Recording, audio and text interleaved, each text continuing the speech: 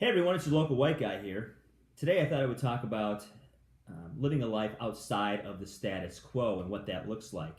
I talk to a lot of people, sometimes former students, friends, former colleagues, people I just run into, and we get to discussing what people are generally doing with their lives. And it's a general question when you meet somebody is like, "What do you do?"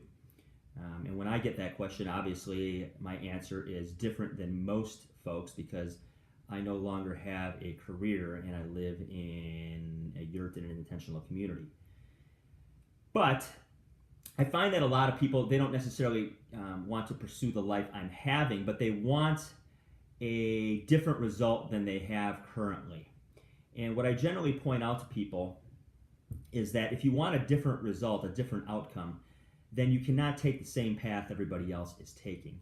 And if you do take the same path everyone else is taking, then you have to be willing to jump outside of that path and what's required to do that. And so, what is the path? The path is generally, get an education and then get a job. And the job generally entails paying off debt because you spend that money on things that you believe you need or are required. Generally, obviously a car and a house, health insurance. Sometimes you need to pay off school loans and so on and so forth. So this is really about what a different approach looks like and how to get there.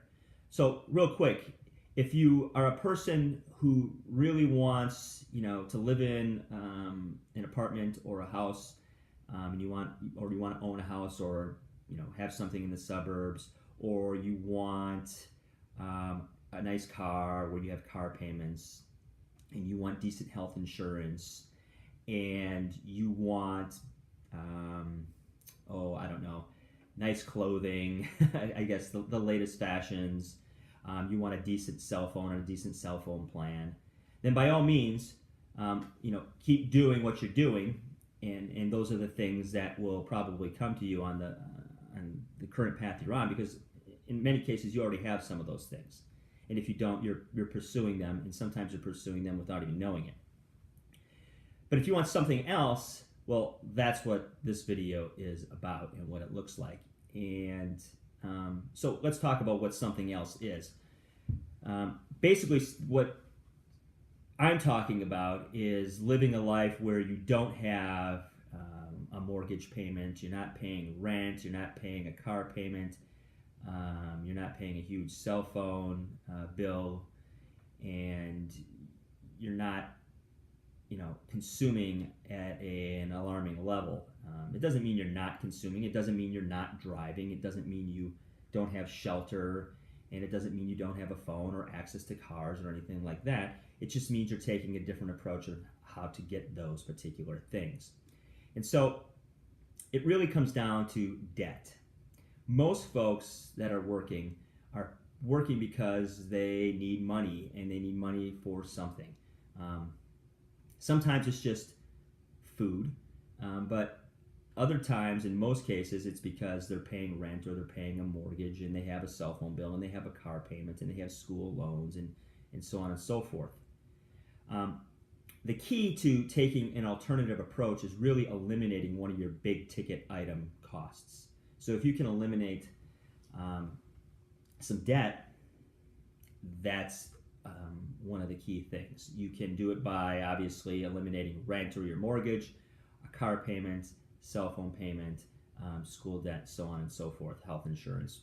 And so you have to sort to prioritize. The key that seems to be in most of our lives is our credit score. And most people want a decent credit score because they want eventually to own big ticket items. What I and my wife decided was that we didn't really care about the big ticket items, and the ones that we were going to pursue did not require a credit score. And so obviously I drive not the latest and greatest car. We went without a car for 4 years. Bought a car about a year and a half ago, and it's about 20 plus years old. It's got over 200,000 miles on it. But my wife did some decent research. We got a decent car that gets us around and does what it needs to do for us. I have a track phone, which I basically just use when I go to towns because it doesn't even pick up the reception that I need where I live. But most of my communication is done on an iPad, which is a refurbished iPad. And so I do most of my communication via things like Skype and social media and FaceTime and things like that. So there are ways to get around those. As far as living goes, I live in a yurt, which is basically a glorified, really nice tent. And I live in an intentional community, which means basically I don't live in a neighborhood. I live and share property with other individuals, and that has really cut down the cost of living because I really don't pay rent. We just split taxes, and once you split those up, it's very easy to live very cheaply. And so I've eliminated big ticket items doing those particular things. Now, what does that mean? Well, it means I don't necessarily have the luxury of running to town anytime I want. The nearest town is 35 miles away. But a couple things. That relieves a great deal of stress in my life because I don't have to deal with a city, and I only have to go to a town every so often. Now, some of you may enjoy, your urban lives, and you'll have to figure out ways basically to live in an urban setting where you can eliminate some of these costs. Whether that's the best way to do that is probably a vehicle, and you can do that by taking public transportation, walking, riding a bike, and so on and so forth. The whole point of this is what people tend to do is they pursue the same path: education, career, debt, and they expect different outcomes. And so what I've tried to do is really eliminate my need for a lot of money in my life. And the reason for that is because if you're always pursuing that, then that is the eternal carrot that you're chasing.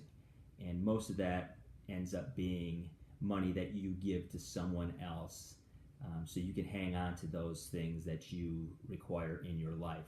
And so my advice to most folks is not to pursue a career, because what a career does is it just creates, in most cases, more and more debt. You make more money, you get more expensive luxury items, and you're always still chasing the same carrot.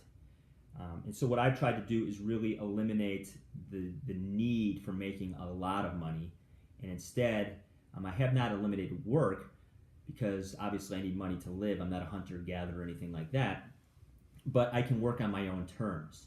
I can work when I need money because I need very little of it, because I have eliminated those items, at least the major costs within those items. And ultimately my day is more my own than it used to be. I used to be a teacher. I taught for 12 years. I would drive 25 miles one way, so 50 miles round trip per day. And I love my job, but the part of the problem was my days were never my own. I was required to be there. Even though I loved it, I was required to be there. And if I was going to do this and follow the traditional path of making money and putting my pension aside for retirement, I'd be doing it until I was near 60. Or beyond 60. And I didn't want to work for another 15 to 20 years doing that. I wanted to start living my life. And so we pursued something else. And the biggest difference is when I wake up, I can decide what I want to do that day and every day. And the biggest day of the week that has changed for me is Sunday evening. Sunday evenings I used to dread. I'm like, oh, I got to go in, da da da da. It's not that I hated my job. It was just that I had, again, to be there. And so now Sunday evenings are our community potluck, and it's one of the best days of the week. And I know Monday morning, well, I'll just get up, I'll go for a run and start my day. And that's how my day starts. So this all really comes down to your wants and your needs. A lot of times our wants have become our needs, and that's the problem. That'll probably be the next video. So if you want to chase a different carrot, you have to take a different course of action. Until next time, this is your local white guy.